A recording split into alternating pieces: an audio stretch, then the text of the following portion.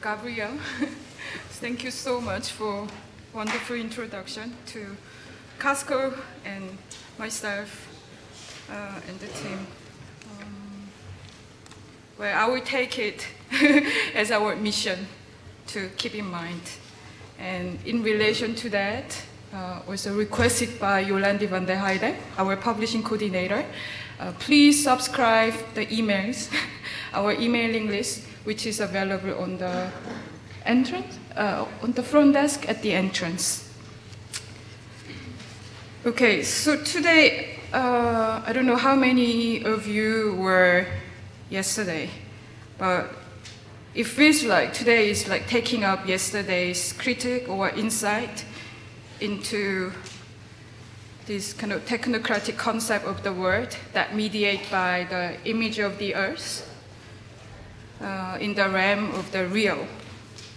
I would differentiate this real from the reality because this real is beyond our language. And also it's less of discussing, more moving together what we can do with this real. This real is something that happened in Japan on 11th of March. In Tohoku area, the part of the Ganto region in northern eastern Japan, that when earthquake and subsequent tsunami happened. So it took 20,000 people, over 20,000 people, and destroyed and damaged almost 1 million buildings and infrastructure. And shortly after this destruction also extended to Daiichi nuclear power in Fukushima, where 3 reactors out of 6 completely melt down, thereafter releasing radioactive substances into our environment, oceans, sky, and also our own body. So earthquake is known, the most powerful known earthquake ever to have hit Japan. And the nuclear meltdown is the largest nuclear disaster since Chernobyl disaster in 1986. There is no reliable system of measuring its effect yet, how this radioactivity is affecting us, but only many speculations and partial observation, as you can see in this image. This image shows the radiation spreading over the ocean and also the debris from the catastrophe, the earthquake, is arriving in the west coast of US. As I couldn't find the 2013 image, I also don't know how factual it is, but you can get hold of the debris from Tohoku in the west coast, definitely. So let's keep this image. This image of radiation spreading over makes us fear maybe this radiation was arriving at where we are. Just like kind of reverse fantasy of China syndrome, which was like a wrong hypothesis that nuclear meltdown, which could happen in US, could reach China through like penetrating the earth. But now it seems it's kind of reaching the West. So should we fear? Or what should we get from this disaster? And why should we listen to if we don't fear?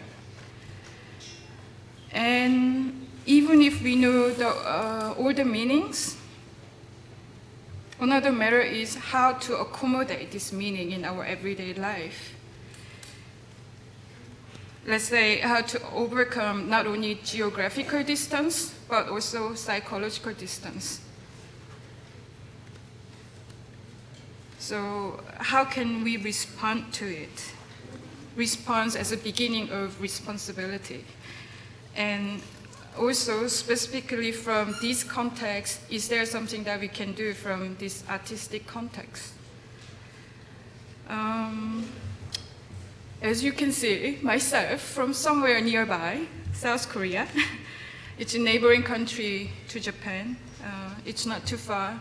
And Japan ruled Korea for 35 years. Let's say it was a colonial government from 1910 to 1945. So there are a lot of influence and exchange and complicacy between Japan and Korea. And also I have some friends and also distant relatives. Many of Koreans were like forced to migrate to Japan as a guest labor. So on 11th of March, I mean, perhaps I was more shocked than many others here. So I emailed, called, and also checked through like via whether some of my friends or relatives are safe. But I mean, also I was checking the YouTube sometime after what it is like experiencing earthquake. But sometime after it's over in my life,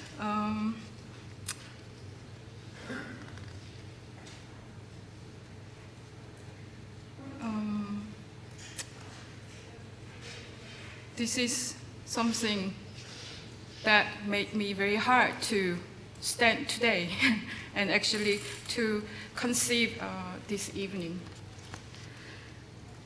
Also, as a curator, like Tohoku earthquake and Fukushima nuclear disaster are not kind of subject I would usually deal with. It's, I think, first time that I have ever took up actual event that happened in our contemporary society. The reasons are two. So this type of event, you know, we all, most of us experience it through media. So this is what I prepared. This is the like iPhone capture of the NRC Handelsblad, one of the mainstream newspaper in the Netherlands, on Monday, last Monday, so 2 days ago. So ironically, it features the news on South Korea and Japan. I mean, news on South and North Korea. So as you know, like North Korea, they like announced the cancellation of the armistice. So Korean Peninsula is, in theory, still at war. And then there were 2 years anniversary of this disaster in Japan. But then today, you see this news on newspaper. I mean, why we are living in this like plethora of information? How can we deal with this disaster? Not other than information. Also, many of documentary and blockbuster films find this disaster as their subject and motive. And next to this,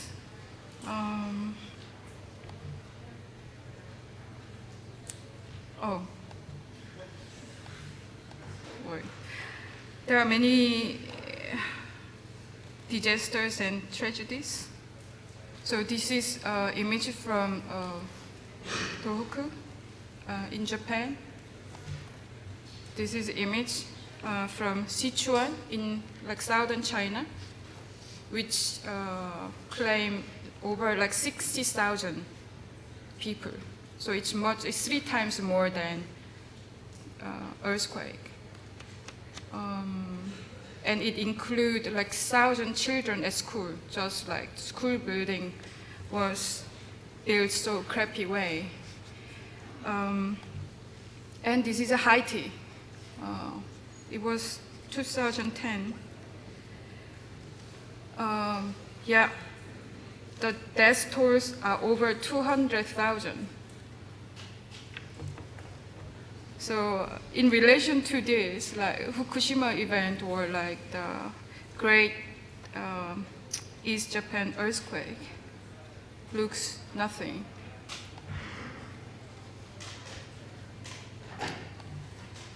So if you deal with one tragedy, how you can move on, like how you can take the responsibility posed by this real.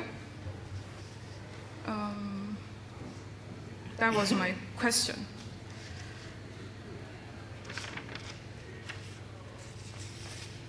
So, but nevertheless, I felt it's important to have today. Also, I could get convinced, like over time, what is a way to deal with it. So that's what I want to share. So, and then this like kind of learning, emerge or arise from different encounters, and then I see. I would say, in order to deal with a disaster, catastrophe, or a tragedy, two movements, like one singularizing with the event and the other universalizing, that I call, seem to be necessity. And that's what happened to me over time. So singularizing, with singularizing, I don't mean individualizing the event or like identifying the event. And universalizing, I mean position or like place disaster in broad context, which delete myself and being I. I will elaborate on that. So, and then I should go back to this. So Ei, who's sitting there, who's with us today, Ei Awakara, like at Casco we had a really wonderful occasion to work with the Ei in 2009. That's when the Icelandic volcano erupted. And Ei just arrived one day before. And he wrote email to me like 1 month after 11th March by introducing Mizuki Takahashi. You can see her on Skype. And then he wrote, so Mizuki is curator at Art Tower Mito. And then Ei wrote, I was working with her since February until earthquake happened. Earthquake happened, he wrote like this. So soon after she visited me in Utrecht on Queen's Day. And there she expressed her wish to introduce different artistic response to disaster in Japan, in the Netherlands, or Europe. Her art center, this Art Tower Mito, part destroyed by earthquake, so it had to close the exhibition at the time prematurely. And also it's in the radiation zone. So Mizuki is the one who also discovered like forgotten film materials that document Joseph Beuys' visit to Japan in 1984. He won like in his trip to Japan for 8 days. He won about the future of the capitalist-driven Japan. It was really like heyday of Japan, like kind of like peak of the economic miracle of 3 decades after the war. And it's just, I think, entering this bubble economy. So being conscious of this, I think she was seeing disaster with different term than others. So she wrote to me later after like volunteering in the region that it's very hard for people in Fukushima to recognize what's happening because air is clear, because radioactivity is invisible. I strongly fear that this Fukushima accident threw a very essential question about what is human being, moral and ethics. So this urgency from Mizuki Takahashi and her insistence to do something here in the Netherlands connect me to Fukushima. Also, as you can see the image, A continued to work with what happened there.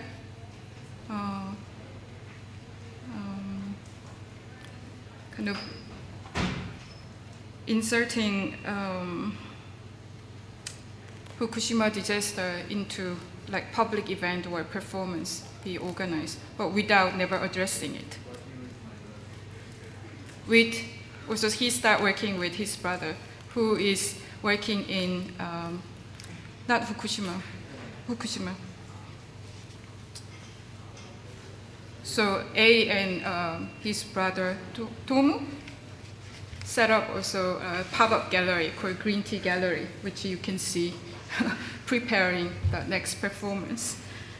And then I have a close friend who's having a 3 years child in Tokyo.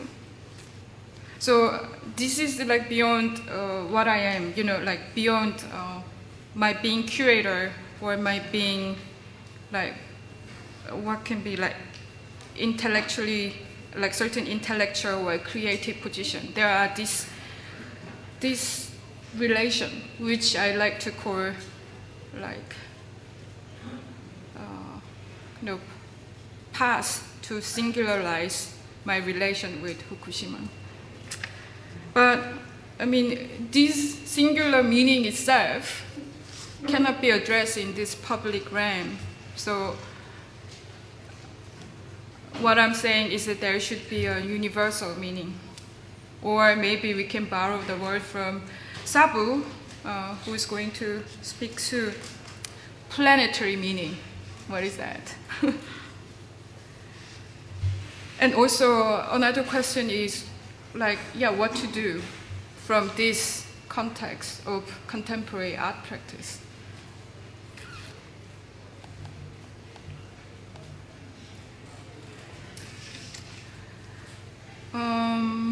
But then some of artist practice gave me clue. But you start with some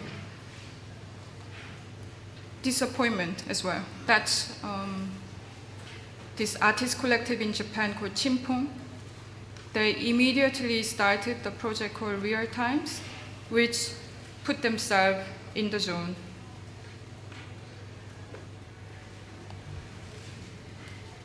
So 2 of them are from the collective.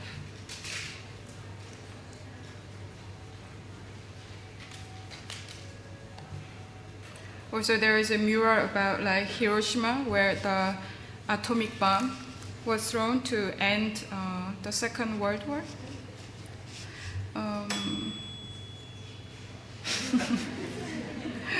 It keeps cooking though.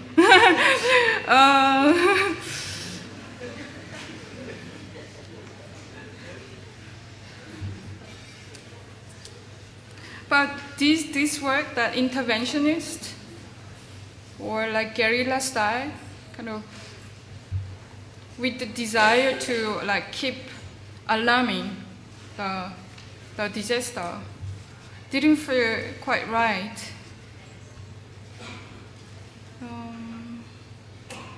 I don't know, it feels like it's becoming another news, another event, and therefore another information. But then 2 other artists, also from Japan. So Kyohei Sakaguchi, he's coming from architecture background. He has been for long researching the ways in which like self-standing, or what normally called homeless people, are living. So they live they cannot be categorized into the homeless, in fact. They chose to, or it may be arguable, but they chose to live without system, without money. They chose to live in between the law. So I forgot the name of this river in,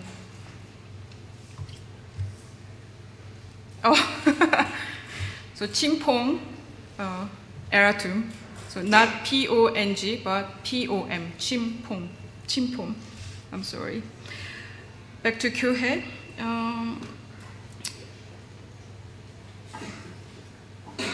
So he has been like learning from the way of life of these people and also their living structure, which you can see here. And then he's making this kind of architectural model, also like this. But then in the wake of 11 March, he moved his home base as well as main site of his artistic working to Kumamoto, which is his hometown. It's much, much southern part of Japan, and found a Zero Center. It may look like kind of evacuation shelter or refugee for those fleeing from disaster. It's more than that, so it's kind of a headquarters or a consultation center, information center for a new state or new government that Kyohei established in this surrounding, and it's called Zero Public. And Kyohei himself appointed himself as prime minister of this state. So Zero Public is microstate with a new economic, educational, political system that operate without property, without money. And usually they collect the vacant lot, empty houses, and unused land, and they get donation. Kyohei is to say about this initiative. Here you can see Kyohei, and then inside of Zero Center, that what is at stake with a nuclear accident is less the refugee and evacuation problem, more the necessity of seeing this as an opportunity to create a set of new values. Also, he denies it's an independent movement. He says, rather I'm trying to create a new zone for human habitation that depart from that antagonistic stance. Instead of bringing about change forcefully, what I want to do is increase the number of societies or possible worlds. It's interesting that he takes Whole Earth Catalog as one of his main inspiration as well. So you can argue whether he's kind of falling into like counterculture trap, or he's really building something or suggesting some alternative. But whether it's utopian or unrealistic, in the context of post-Fukushima Japan, I think Kyohei manifests a very clear stance that current politics and current economic system are not reliable and sustainable, and they are responsible for disaster. And he also suggests we can live in different way.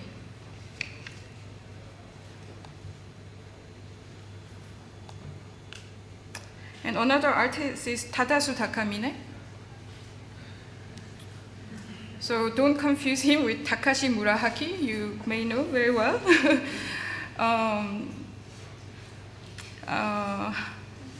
Prior to Fukushima disaster, he has been making works that critically explore a political culture system embedded in private life. Often deploying his own personal experience and his own bodies and his own families. And as for his response for Fukushima, and he developed a large-scale show at Art Tower Mito, where Mizuki is curator. And he, in this exhibition, he quite like systematically, also like physically one room after another. So what you see is the kind of front door, like first like the gate to the exhibition that consists of like over 10 rooms. And here I think you see kind of replica of Takashi Murakami's paintings that depict maybe Japanese society in this economic miracle, or in the aftermath of the economic miracle. And so, like, one room after another, he unraveled different aspects of Japanese society now, from like high-tech consumerism, structural state oppression of, like, for example, anti-nuclear movement, and nationalist sentiment in the public discourse. So, and then the critic comes down to everyday interaction happening in food shops or grocery stores.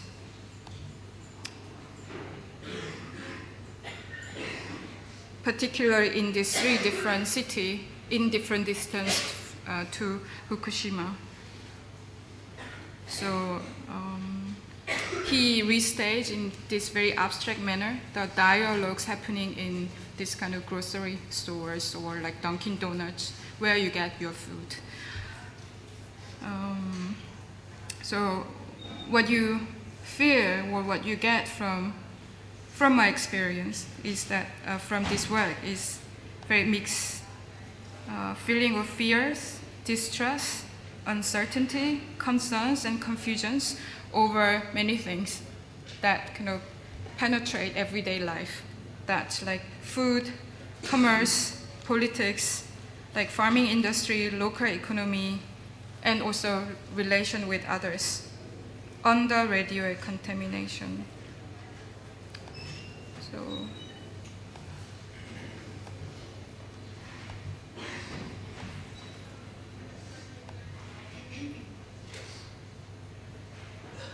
oh, actually, one thing.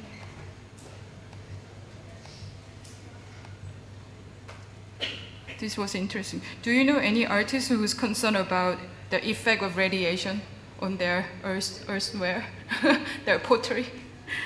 So there's also like critique of like artistic practice for like artists in the current situation. So like this video will be one of the centerpiece in the exhibition at Casco later in April.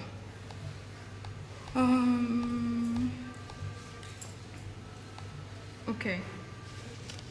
So what these 2 works of post-Fukushima Japan have in common, I see as 2. So one is the no representation of landscape of disaster, be it visible or not. Radiation is not visible.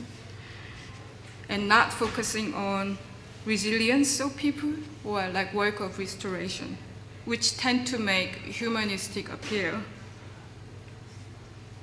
I mean, you could say, what's wrong with a humanistic appeal?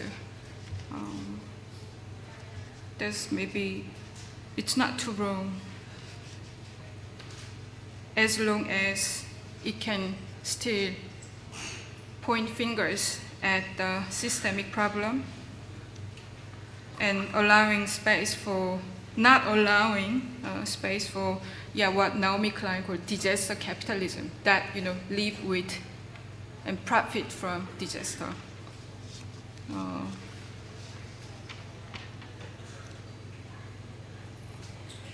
And another common ground is that they see disaster, this environmental disaster, as a man-made problem. The problem of general social system that implicate the politics, economics, and the public, that includes us as a subject. So in fact, here it's quite interesting to look at the meaning or like origin of this word economy and environment. It's the same, like oikos. Oikos means a house.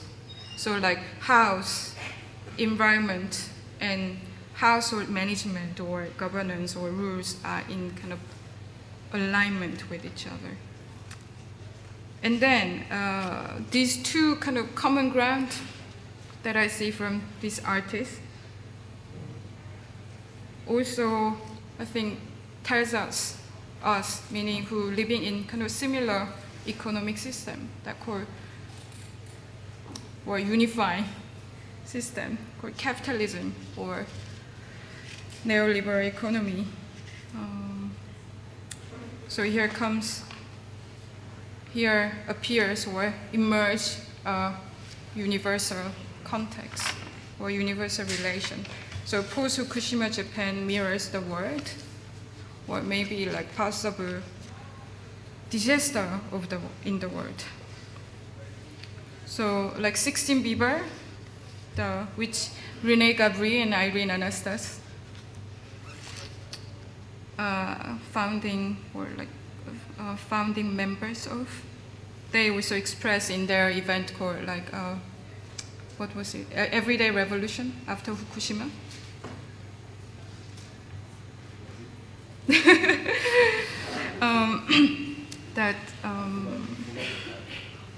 Okay, they forgot the title, but it was about everyday revolution after Fukushima. So learning about, they write that learning about post-nuclear Japan is also about understanding how one could begin to imagine the necessary conditions of struggle for apo-capitalist or non-capitalist life. And in terms of mode of artistic and curatorial engagement for post-Fukushima Japan, now I think maybe we can call post-Fukushima world, it seems to me the urgent artistic task is not in the representation of disaster, but the construction of space for critique into the dominant system now, and effective mobilization toward not fully known forms of living together under different systems. And to go one more step about this artistic strategy of like critical inquiry and effective mobilization, I thought also this passage from the film or video essay by Angela Melitopoulos, video essay you could watch tomorrow, introduce some interesting passage among many. And the main speaker in the film, Chihiro Minato, he's talking about this like paradox between sensing and meaning. There is no consistency between what we sense and the meaning. So here, the artistic strategy cannot be really straightforward. Therefore, I don't think the representation of the scene of tragedy or disaster doesn't really work. So this is kind of framework that I tried to outline, which also kind of entitled or enable me to be here. And also our guest today.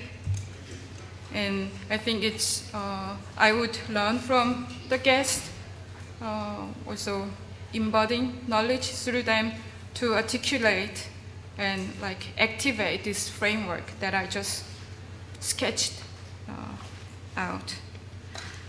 Also, as you can notice, like earlier mentioned artists, like Kyohei Sakaguchi, Tadasu Takamine are not here today, nor Mizuki, but it's mere like for practical reasons. But in later time at Casco or somewhere here or Dutch Art Institute, you will have chance to or occasion to meet and see their works. So I hope you understand that I dedicate some part of my introduction to this artist and other works or other artistic practice. I think you can have it, you can co-create today. So lastly and foremost, I would like to, thank you very much for the guests today who came all the way through New York, London, mainly New York, very New York dominant. Also, like Gabriëlle, Jort, Joris and Nikos, I'm not sure whether they are here, and also other team of Studium Generale that I didn't meet yet.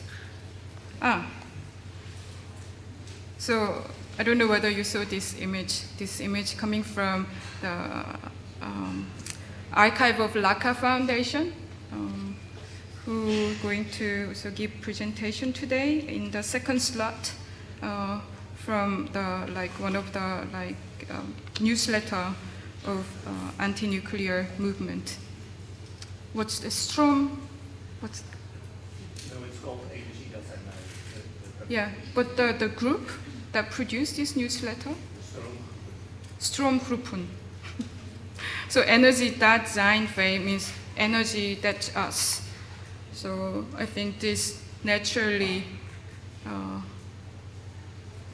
leave the floor to Sabu, who's talking about energy-based capitalism, but change the order a little bit. I like to start with a film by the Otolith Group, which takes about 1 hour, called The Radiant.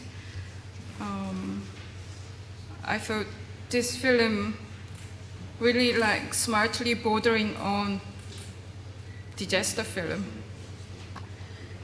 where popular fiction of disaster, but it's bordering. While bordering, it shared amazing insight into the recent Japanese history of this technocratic society. And then we will have lecture by Sabu, and then conversation between Otolith Group and Sabu. And just briefly introduce Sabu. Sabu is one of the authors of this small book that appeared last 2011, Fukushima Mongamu, and he's one of the founding members of Japan Fissures in Planetary Apparatus. So they continue to share the information about post-Fukushima Japan that are available in Japanese and translating them into English and other. Huh? French? Also into French. Maybe some can volunteer to translate into Dutch. And then, actually, I got to know Sabu not through Fukushima, and this is a Korean book called, it's Construct, Organic City? Fluid City. And it's translated into Korean, and he originally wrote in Japanese, but it's not translated English. It's unbelievable because this book deals with a history, it covers the history of New York of last 4 decades from perspective of urbanism or architecture, also artistic practice and labor struggle. So I wonder whether there is any person who wants to translate, any Korean here who can translate, or is it from Japanese to English. So he's author of this book and also translated many other books. So thank you very much for listening.